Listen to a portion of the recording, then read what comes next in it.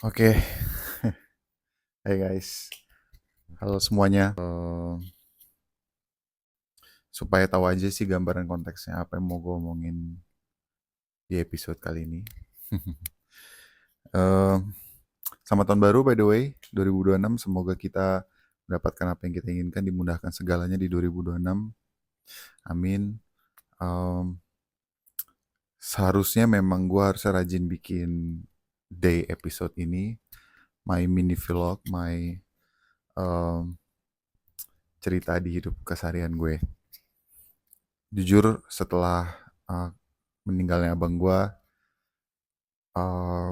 banyak banyak ya intinya gue banyak breakdown lah gitu.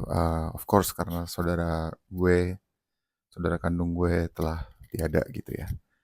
So it's really hard for me. It's tough gitu kan, dan tidak hanya kehilangan aja, dan banyak-banyak drama yang lainnya yang which is akan gue sampaikan di episode ini gitu. Episode di video ini. Uh, how I feel right now, masih sedih. Gue tuh tipe yang kalau sedih tuh belakangan, yang baru nanti-nanti gitu ya. Jadi di saat semua beberapa kakak gue dan saudara gue nangis di depan, gue tuh di belakang. That's information that you have to know. Ya, tapi gue ngerasa ya life harus moving on. Gue juga harus moving forward. Uh, gak bisa dipungkiri masih sedih, gue masih nggak percaya kehilangan abang gue. Tapi yang tadi gue bilang di awal dan sebelum-sebelumnya, bahwa di video ini ada yang mau gue katakan yang apa yang gak pernah gue omongin ke banyak orang. So jadi biar langsung aja supaya kalian tahu gitu konteksnya. Semenjak meninggalnya abang gue, banyak banget drama, banyak banget yang menurut gue kita tidak diajarkan untuk how to handle the aftermath dari kematian seseorang gitu. Mulai dari pengurusan akte kematian, akte tanah, makam, sorry, eh, ngurusin tahlilan, ngurusin apa segala pun. Satu, lo harus keluar banyak duit. Kedua juga, lo harus ibaratnya mengumpulkan tenaga dan energi mental untuk ngumpulin orang, untuk informasiin orang di saat lo sebenarnya tidak mau. Karena jujur, karena gue tipe orang yang kalau ada sedih, kalau dapet tuh gue fallback. Sebenarnya kalau kalian mau tahu, eh, gue kalau lagi sedih gitu gue tidak mau ketemu orang, but I have to, mau nggak mau gitu ya. Untungnya banyak juga ditolong banyak orang kita ya, alhamdulillah. Jadinya gue merasa bersyukur sekali, teman-temannya abang gue gitu kan, saudara-saudara gue yang banyak mau menolong keluarga gue gitu ya. Thank you for that. Tapi yang jelas, my state dalam waktu seminggu setelah uh, kematian abang gue tuh, gue gak mau ketemu orang sebenarnya. Gue mau teriak sekenceng-kencengnya, gue mau nangis sebenarnya, gue mau nggak peduli sama apapun, gue pengen cuma di kamar. Jadi gue kayak ngerasa, tapi ya mau gimana gitu kan, karena gue juga udah jadi anak laki-laki satu-satunya di keluarga, jadi gue juga harus mengambil keputusan buat keluarga gue gitu. So for information ini, ya mau gue ceritain juga, berapa kali media pengen ngobrol sama gue, nanya untuk interview di saat momen yang menurut gue sangat tidak tepat. Semua gue tolak kecuali satu waktu itu, karena mau nggak mau kita harus eh, menjawab gitu, harus, karena mereka sudah nungguin terlalu lama gitu ya. Di hari ketiga, tahlilan ketiga, hari ketiga. Eh gue nggak mau karena gue ngerasa gue pengen grieving, yang seperti tadi gue bilang, grieving tuh dengan waktu gue sendiri dan keluarga masih sensitif. Jadi gak bisa untuk diwawancara kayak gitu tuh dengan, maaf ya, pertanyaan-pertanyaan yang menurut gue agak bodoh gitu. Really, bodoh sekali gitu. Ya gimana nggak bodoh gitu. Nanyanya gimana perasaan Anda? Ya halo. Masih ditanyain tuh, menurut gue tuh agak bodoh aja sih gitu. Jadi mendingan lo nggak usah jadi jurnalis gitu. Eh, tapi nggak tahu ya, gue juga nggak bisa nyalahin gitu karena itu kerjaan mereka gitu kan. Yang gue nggak suka adalah minta-minta interview di saat sebenarnya tidak tepat gitu. Jadi gue kan ngasih tahu hal-hal yang sebenarnya nggak nggak gue beberin di media gitu, jadi gue beberin di sini aja. Satu itu tadi kekecewaan gue terhadap media-media infotainment gitu ya. Uh, kita balik ke awal mula ketika abang gue baru aja meninggal gitu. Kecelakaan itu adalah hal yang sudden buat gue gitu. Gue lagi syuting di Subang, syuting film. Paginya gue karena gue selalu di silent gitu kan telepon, jadi gue nggak angkat. Pagi gue baru tahu abang gue kecelakaan. Gue pergi syuting dan memang somehow gue udah tahu abang gue nggak akan survive. Karena gue udah lihat videonya, gue udah lihat foto-fotonya gitu. Ternyata benar, nggak lama kemudian di jam 9, setengah 10 I guess, abang gue meninggal dunia. Di tengah gue lagi syuting, berat tentunya gitu. Untungnya memang udah diatur sama Allah Subhanahu Wa Taala bahwa hari itu gue udah selesai syuting, gue jadi langsung pulang ke rumah gue gitu, di rumah duka. Disitulah kekeosan terjadi sebenarnya, di mana gue ngerti sekarang orang-orang bilang ketika ada orang terdekat yang meninggal tuh semuanya blur, semuanya nggak ada yang diingat gitu ya.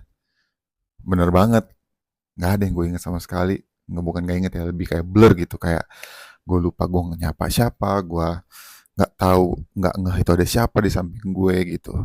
Ngelihat nyokap gue nangis ke gue juga bisanya shock ngeliat abang gue bener-bener saudara gue gitu di depan gue udah nggak ada gitu kan. Jadi ngeproses itu tuh sangat-sangatlah lambat gitu. Semua tuh waktu berjalan lambat di kepala gue. Terus setelah selesai sholat di masjid, disolatin di masjid, keluarga gue ketinggalan. Karena ya, dan again, gue bersyukur teman-temannya abang gue tuh pengen pengen nganterin gitu ya. Ya memang keluarga intinya abang gue tuh memang udah ada di ambulans gitu. Tapi kayak halo keluarga gue ketinggalan gitu kan. Jadi kami ketinggalan dan kena macet karena nggak ikut flow rider kan. Jadi uh, baru sadar pas di sana, pas mau dikuburin, ternyata wah mana ibunya, mana adiknya dan sebagainya gitu kan, ketinggalan gitu. Nunggu lagi gitu kan. Ya, tapi paham sih semuanya udah chaos gitu. Lalu yang sebenarnya yang kekecewaan gue itu adalah di saat pas di kuburan, gue nggak nikmatin sama sekali gitu. Maksudnya bukan nikmatin apa ya, tapi lebih kayak gue pengen saying goodbye ke abang gue dengan proper, tapi gue nggak dapet itu gitu. Untuk menebus orang-orang untuk masuk ke barisan keluarga di depan kuburan abang gue aja susah. Harus benar-benar bilang ini keluarga gitu. Baru dibukain jalan. Itu pun berebutan semua spot untuk ngelihat abang gue gitu kan. Jujur ya guys, gue tuh mau teriak, pengen bilang semuanya stop, jangan ada yang deket-deket, mundur 3 langkah maybe. Karena gue keganggu sekali dengan didorong, dengan ngoceh sana sini, berebut semua pengen. Ini gue ngerti sih pengen nganterin abang gue gitu, tapi di saat itu tuh gue benar-benar kayak harus stop gitu. Karena gue pengen bener-bener saying goodbye gitu sama abang gue gitu kan. Terakhir kalinya gue ngeliat abang gue gitu. Ya ternyata uh, kekecewaan keduanya adalah salah satunya infotainment gitu. Nyokap gue masih nangis, masih apa, mau diwawancara. Itu gue marah sama mereka. Terus ternyata banyak banget orang di sana pengen ngontenin abang gue dan gue nggak ada yang tahu mereka siapa. Gue cuma tahu nih brotherhood mobil motor mereka dan teman-teman lamanya yang gue kenal aja gitu. Tapi nggak ada yang ke gue untuk ngomongin bela sungkawa atau apa gitu. Jadinya gue juga kayak siapa orang-orang ini gitu. Ya dan again, tapi saat itu gue juga masih blur karena gue kecapean juga kali atau gimana, gue nggak tahu nih siapa tuh siapa gitu kan. Ya semoga aja mereka baik. Tapi yang gue sebel adalah gue tuh pernah lihat salah satunya mereka duduk di lingkarannya abang gue makamnya tuh sambil nangis tapi sambil live gitu ngontenin gitu. Gue kayak abang gue bukan badut anjir gitu, bukan aji mumpung gitu loh kesannya rasanya. Jadi kayak kok kocak ya gitu. Gue marah sih, kayak menurut gue nggak etis, sangat sangat tidak etis. Kalau memang lu sayang sama abang gue gitu ya lu berdoa aja, nggak usah lu pakai depan handphone gitu. Dan ternyata ini berlanjut ke viralnya si gadis rambut biru gitu. Waktu di wawancara kita itu tuh dia talian ketiga tuh ternyata tuh viral kan berhari-hari. Kita nggak tahu karena ya itu yang gue bilang, kita bener-bener nggak fokus ke sana, cuma kedorong kanan kiri dari belakang. Kita udah nggak bisa konsen, nggak tahu kalau ternyata si gadis berambut biru tuh pas lagi nyiram bunga tuh barengan sama kita gitu. Gue aja nggak sadar, lu bayangin. Gue aja nggak dapat kesempatan untuk uh, apa ingin bunga terus menerus gitu. Lu bayangin gue loh adeknya gitu kan. Jadi kayak ternyata pas gue dikasih lihat video-videonya tuh kayak ya gue marah sih. Gue paham gitu, mungkin teman abang gue tuh temennya kan memang banyak ya gitu. Alhamdulillah untuk itu gitu, gue bersyukur. Cuman kadang-kadang tuh ya nggak tahu tempat aja gitu. Dan dia ngakunya temen TikTok lah apalah, gue kayak ya tapi nggak gitu juga sih gitu. Semuanya harus dikontenin, semuanya apa gitu, kayak nggak gitu juga menurut gue gitu. Jadi ya ya tapi memang gitu, kalau memang hidupnya sudah semua semua serba untuk konten ya, nyari duitnya mungkin di situ, tapi ya nggak kematian abang gue juga lu duitin gitu. Sorry ya, gue cuma pengen bilang aja nih di sini gitu. Um, Habis itu ya dan again chaotic itu sampai 7 hari karena banyak tamu, yang banyak tamu sampai dini hari juga ada yang datang gitu kan. Terus juga kita dan karena gue cowok sendiri di rumah gitu, jadi ya anak-anaknya kan pulang gitu. Jadi gue juga kayak harus ngerjain semuanya sama kakak gue yang cewek gitu. Tapi gue tuh nggak ada momen momen pengen kayak abang gue gimana ya gitu. Itu pun cuma di pagi hari gitu. Pagi hari gue kebangun gitu, gue kayak wow he's gone ya gitu. Dia udah nggak ada loh. Sampai sampai detik ini gue ngerasa kayak dia masih motoran di mana gitu kan.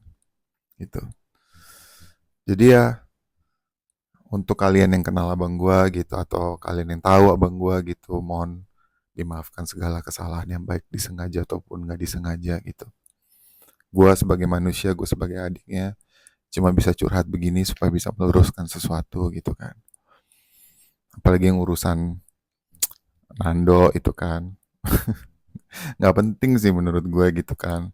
Oh Nando anak pertamanya ya gini gini gini. Gue sih kasihan ya sama Azriel keponakan gue gitu. Itu dia anak pertamanya abang gue gitu. So gue akan meluruskan juga bahwa Nando itu bukan anak kandungnya Gary. Keluarga memang kita memang membuka pintu untuk dia gitu. Tapi dia bukan anak kandung ya. Diangkat aja sebagai anak gitu. But it's fine, I don't hate him. Gue gak benci Nando. He's a really sweet person. Anaknya baik banget gitu kan. Cuman ya kita mau meluruskan aja supaya nggak menjadi apa kodisem tuh dosa jariah ya. Ada don't tulis aja di komen. Uh, tapi gitu sih guys. Gue akan mencoba pelan-pelan lagi melanjutkan mini vlog gue ini sesuai dengan janji gue gitu kan. Mau ada yang nonton, mau yang ada yang nggak nonton nggak apa-apa.